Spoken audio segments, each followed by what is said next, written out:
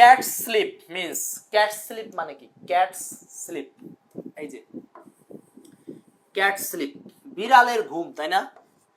এটার সাথে আরেকটা শব্দ আছে বিউটি স্লিপ।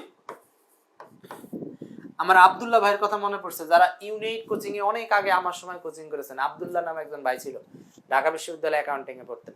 তো উনি আলোচনা করেছেন বিউটি স্লিপ।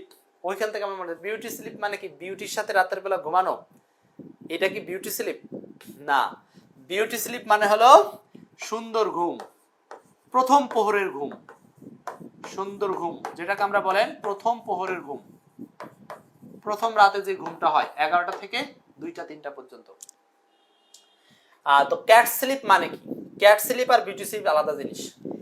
বিড়ালের ঘুম হলো বিড়াল আসলে না ঘুমিয়ে ঘুমের ভান করে, যেটাকে বলা হয় প্রিটেনশন অফ স্লিপ, মানে হচ্ছে ঘুমের ভান করা।